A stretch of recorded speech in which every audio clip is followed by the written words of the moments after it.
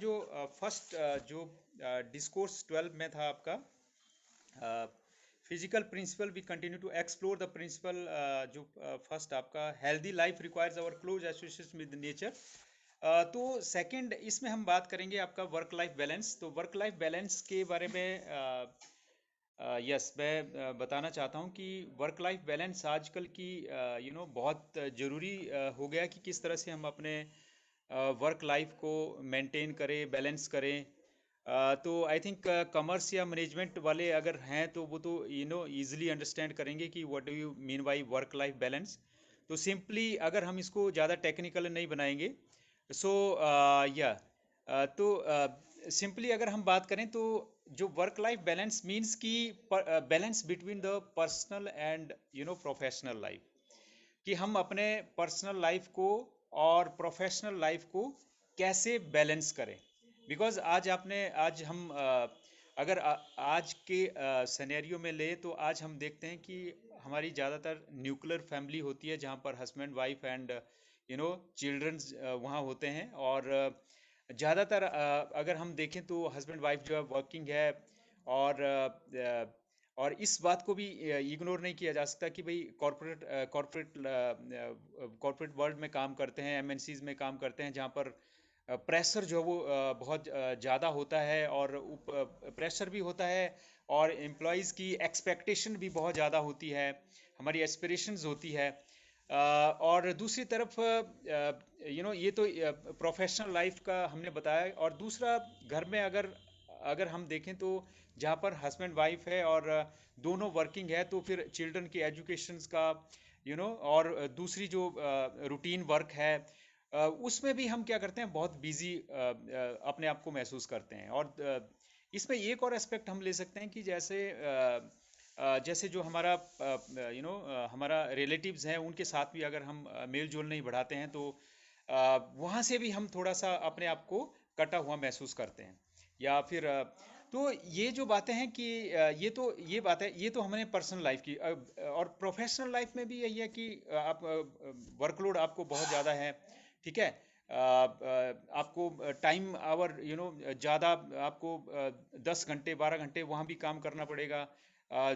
अपने टारगेट को पूरा करने के लिए भी हम ज़्यादा से ज़्यादा फोकस करते हैं। और जिससे क्या हो जाता है कि हम ना तो पर्सनल लाइफ और ना ही प्रोफेशनल लाइफ को बैलेंस कर पाते हैं। अगर हम पर्सनल लाइफ और प्रोफेशनल लाइफ में बैलेंस मेंटेन ना करें तो वही हमें क्या करता है, प्रॉब्लम्स जो है वो क्रिएट हो जाती है। अगर हम ये मानकर चलें कि भाई हमने प्रायोरिटी जो है वो अपने पर्सनल लाइफ को, घर को ज़्यादा प्रायोरिटी देनी है और प्रोफेशनल लाइफ को ज़्यादा प्रायोरिटी नहीं करनी है, तो हमें ये भी प्रॉब्लम होगी। और दूसरी तरफ अगर हम ये मानकर चलें कि भाई प्रोफेशनल लाइफ पे ज़्यादा हम फोकस करेंगे लेकिन पर्सनल लाइफ में तब भी हमें प्रॉब्लम जो है वो क्रिएट हो जाएगी। तो इसका मैं एक और एग्जांपल देना चाहता हूँ कि जैसे वर्क लाइफ बैलेंस में अगर हम अ, अ, थोड़ा सा टाइम पहले 15-20 साल पहले, या हो सकता है आज भी, अगर जॉइंट फैमिली सिस्टम अगर हमारा कहीं कहीं किसी किसी परिवार में हो सकता है, लेकिन बहुत पहले था तो वहाँ पर हमारा क्या था कि भाई एक इंडिविजुअल या एक आदमी जो है घर का जॉब पे होता था या वो काम करता था और बाकी जो है घर संभाल लग जाता था। तो ये भी वहाँ से अगर हम वहाँ पर हम अपने लाइफ को जो है वो इजीली, जो एम्प्लॉयज़ था वो अपने वर्क के ऊपर कंसंट्रेट करता था और अच्छी तरह से काम भी करता था, एफिशिएंसी भी ज़्यादा होती थी। लेकिन आजकल जो है हम ये जो वर्क लाइफ बैलेंस है उसको मेंटेन नहीं कर पा रहे हैं।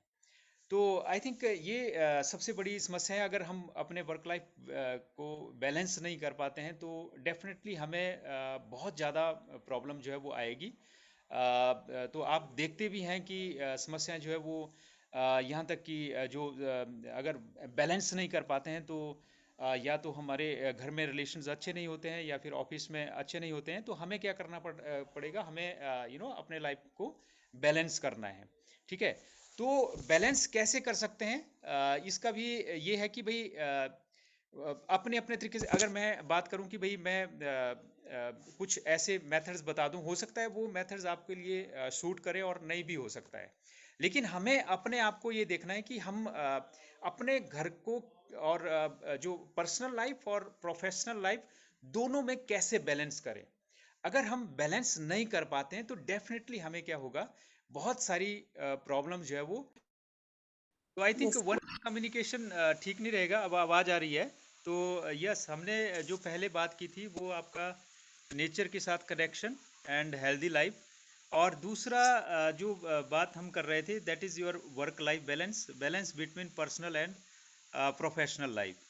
तो इसके ऊपर थोड़ा सा हम डिस्कशन करेंगे कि आप वर्क लाइफ बैलेंस जो है क्यों इम्पोर्टेंट है, और किस तरह से आप अपने व्यूज दीजिए इसमें कि कैसे आप अपने वर्क लाइफ को कैसे बैलेंस करते हो, कैसे मेंटेन करते हो। तो आप में से कोई अगर बताना चाहे। Yes.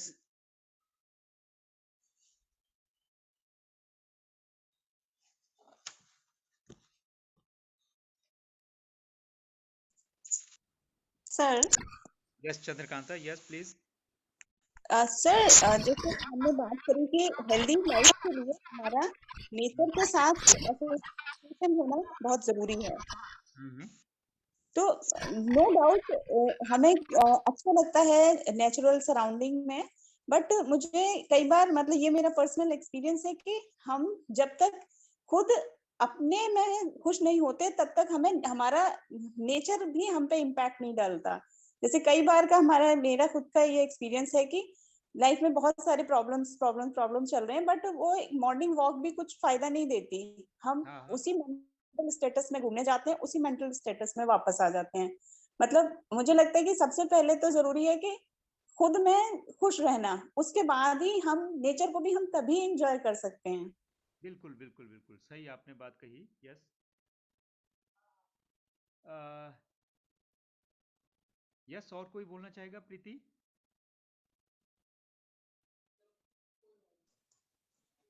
Yes sir, yes work please. Life balance definitely सबसे ज़्यादा ज़रूरी है with families kids and all. तो यस, समटाइम्स अभी specially I think in work from home mode काम ज़्यादा हो गया है, इनफैक्ट घर पे भी बाहर भी ऑफिस का भी। So we are trying to maintain balance and doing at least 15-20 minutes of exercise or yoga to be at peace with self. Self time भी थोड़ा निकालना है to have that peace. And then sometimes it's unavoidable, तो how you maintain that balance। अब मेरा अगर अब मैं भी टीचिंग में हूँ तो अगर ज़्यादा हो जाता है तो फिर I try to switch off in the evening to be with my family, with my kids, and if something which is pending I try getting up early in the morning and finishing it, so that way I maintain that, try to maintain, not necessarily maintain, to balance between work and personal life. Yes, okay okay. Yes, very nice Preeti, आपने बहुत बढ़िया बताया। तो I think आज की जो ज़रूरत है वो वर्क लाइफ बैलेंस को हम बिकॉज इस तरह से अगर हम ये बात करें कि भाई इस बात को भी हम इग्नोर नहीं कर सकते कि भाई हम एमएनसीज में हैं या मल्टीनेशनल कॉरपोरेशंस में काम कर रहे हैं या कॉरपोरेट सेक्टर में जा रहे हैं, बिकॉज हमें जाना ही पड़ेगा, बहुत लोगों को जाना ही पड़ेगा। लेकिन फिर भी हम किस तरह से इसको मेंटेन रख सकते हैं, ये हमें खुद अपनी कुछ प्रायोरिटीज़ जो है वो सेट करनी पड़ेगी। अगर हम कुछ लिमिट जो है हमें सेट करनी पड़ेगी। अगर हम उस लिमिट को से बाहर जाएंगे तो प्रॉब्लम जरूर आएगी। अगर हम उस लिमिट से के अंदर रहेंगे तो आई थिंक बहुत सारी समस्याओं को हम दूर कर सकते हैं। और एक रीज़न हम या एक स्टेप्स ये भी ले सकते हैं कि भाई वर्क लाइफ बैलेंस, अगर हम बहुत सारी समस्याएं, अगर हम अपने ड्यूटीज़ को अच्छी तरह से परफॉर्म करते हैं, टाइम के परफॉर्म करते हैं, इसका एक आंसर हम प्रकृति से या नेचर से भी ले सकते हैं भी। जिस तरह से प्रकृति क्या करती है कि भाई रात और दिन का टाइम होगा, या फिर डिफरेंट जो सीजन्स आते हैं उनका भी अपना एक फिक्स टाइम होता है। या फिर हम एक इस सेइंग भी है कि early to bed early to rise makes a man healthy wealthy and wise. अगर इस तरह से भी अपने आप को कुछ हद तक हम अपने लाइफ को मेंटेन कर सकते हैं, अगर early to bed early to rise and makes a man healthy wealthy, तो इस तरह से भी हम अपने आप को भी हेल्दी रख सकते हैं और अपने लाइफ को भी क्या कर सकते हैं, मेंटेन रख सकते हैं। और इसके बाद जो हमारा नेक्स्ट कॉन्सेप्ट है वो है आपका स्लीप। आई थिंक स्लीप का तो वेरी इजी, सबसे इजी है कि भाई अगर हमें आपने भी एक्सपीरियंस किया होगा और हम भी कभी कभी एक्सपीरियंस कर लेते हैं भाई, जब कभी नींद नहीं आती है तो उसके क्या इम्पैक्ट होता है, या जब अच्छी नींद आ जाती है तो उसका क्या इम्पैक्ट होता है। तो ये तो आपको क्लियर ही है, लेकिन फिर भी हम इस के रिगार्डिंग जो है वो बात करेंगे। जैसे एक ह्यूमन रिसोर्स मैनेजमेंट में एक कॉन्सेप्ट आपका हमारा आता है एम्प्लॉयज़ हेल्थ एंड सेफ्टी से रिलेटेड। तो ये भी यही है कि भाई अगर हमें प्रॉपर स्लीप नहीं आती है, या फिर आपका एब्सेंस ऑफ स्लीप है और वो लंबे टाइम तक बनी रहती है, लंबे टाइम तक बनी रहती है, तो ह्यूमन रिसोर्स पर्सपेक्टिव से मैं कुछ बात बताऊंगा कि भाई जैसे आजकल हम क्या करते हैं कि एम्प्लॉयज़ है या फिर एम्प्लॉयर यूनियंस होती है, या फिर आपका जो एम्प्लॉयर हैं वो सारा सभी लोग क्या करते हैं कि भाई एम्प्लॉयज़ हेल्थ के ऊपर फोकस करते हैं। उसमें से आपका स्लीप भी हो सकता है, स्लीप डिसऑर्डर्स भी हो सकता है। अगर स्लीप डिसऑर्डर्स होगा तो वो भी अनहेल्दी है, या फिर आपकी इस दैट मीन्स कि आपकी हेल्थ जो वो ठीक नहीं है, ये शो हमें करता है। तो ये तो हम देखेंगे कि भाई सबसे पहले हम फोकस करेंगे कि अगर हमें प्रॉपर स्लीप नहीं है, अगर प्रॉपर स्लीप नहीं होती है तो उसका क्या हमें डिसएडवांटेज होता है। तो प्रॉपर अगर स्लीप नहीं है तो ये अगर हम एम्प्लॉयज़ पॉइंट ऑफ व्यू से देखें कि एक ऑर्गेनाइजेशन में अगर एम्प्लॉयज़ जो है हेल्दी नहीं है तो उसके बहुत सारे डिसएडवांटेज होते हैं। तो एचआरएम या human resource point of view से मैं कहूँ तो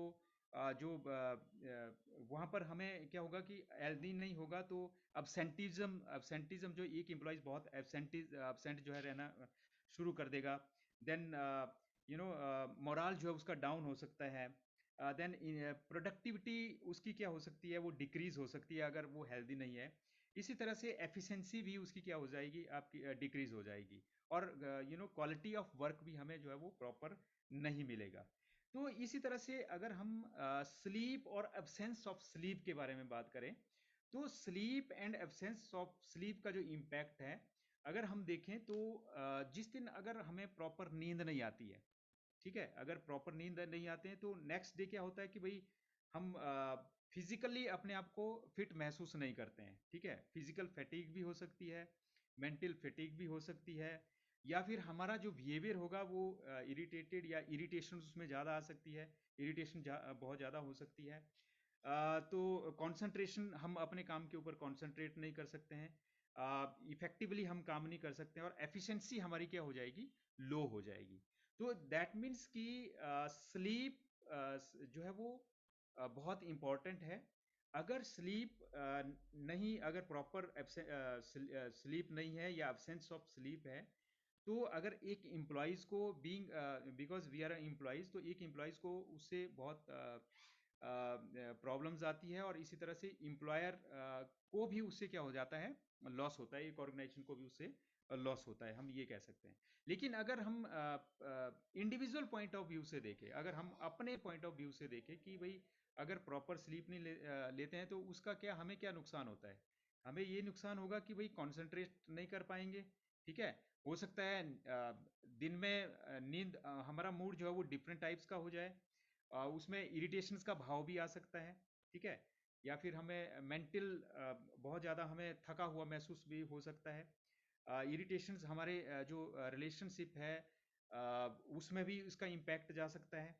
ठीक है, उसमें भी इसका इम्पैक्ट जा सकता है, और हमारे जो जो लाइफ है उसको क्या कर सकता है, एडवर्सली अफेक्ट कर सकता है अगर एब्सेंस ऑफ स्लीप है। लेकिन इसका जो दूसरा जो डिस्कोर्स 12 में आपका इसमें दिया गया है कि इम्पैक्ट ऑफ स्लीप, अगर प्रॉपर स्लीप होती है, ठीक है, प्रॉपर स्लीप होती है, तो दैट मीन्स कि जो एब्सेंस ऑफ स्लीप के जो डिसएडवांटेज है उसको वो हमारे एडवांटेज में चेंज हो जाएंगे। ठीक है, हम फुल कंसंट्रेशन के साथ काम करेंगे। ठीक है, एफिशिएंसी हमारी इंक्रीज होगी, फिजिकली हम फिट महसूस करेंगे, मेंटल फैटीग महसूस नहीं होगा, इरिटेशंस कम होगा, इंटरपर्सनल रिलेशंस हमारे अच्छे होंगे, बिकॉज इसका एडवर्स इम्पैक्ट हमारी हमारा जो इसका पॉजिटिव इम्पैक्ट होगा वो हमारी हेल्थ पे जाएगा, और पॉजिटिव जब हमारी हेल्थ रहती है तो उसका बहुत सारे एडवांटेज जो है वो रहते हैं। तो ये तो बहुत इजी कॉन्सेप्ट है, आई थिंक ये आपको क्लियर भी है कि भाई अगर स्लीप है तो हैप्पीनेस भी है, अगर हैप्पीनेस से हम जोड़ना चाहें, बिकॉज जो हमने डिसएडवांटेज की बात कही वो हमें यू नो अनहैप्पीनेस उससे ज़्यादा हो सकती है बजाय हैप्पीनेस के।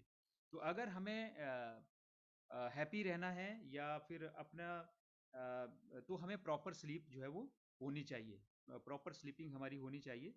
अगर एब्सेंस ऑफ स्लीप है, बहुत लंबे टाइम तक वही चलती रहती है, लंबे टाइम तक चलती रहती है, वो हमें फिर क्या हो जाएगा, और भी ज़्यादा, इससे भी ज़्यादा प्रॉब्लम जो है वो हमें फेस करनी पड़ सकती है। तो यहाँ पर अगर हम हैप्पीनेस के इसके साथ इसका कनेक्शन बनाना चाहे तो no doubt sleep is also very important to be happy.